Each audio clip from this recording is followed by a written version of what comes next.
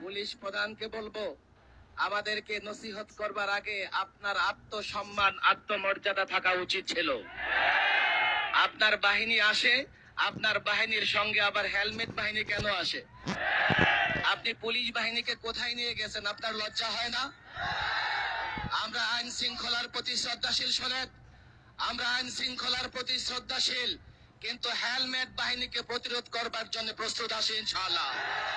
আমরা আইন শৃঙ্খলা বাহিনীর পাশে কোন সন্ত্রাসী বাহিনীকে দেখতে চাই না। পরিষ্কার বলছি, শুনে রাখো, হেফাজত গণমানুষের কথা বলে, হেফাজত 18 কোটি মানুষের কথা বলে, হেফাজতের বিরোধিতা করবা, হেফাজতের বিরুদ্ধে লিখবা, হেফাজতের বিরুদ্ধে বলবা, 18 কোটি জনগণ তোমাদেরকে পায়ে পিষে ফেলবে। এই আন্দোলন চলছে, দেশ রক্ষার আন্দোলন, ঈমান রক্ষার আন্দোলন। এই আন্দোলনে আমরা শাহাদাতের তামান্না রাখে যাদেরকে আল্লাহ কবুল করেছেন, তারা শহীদ হয়ে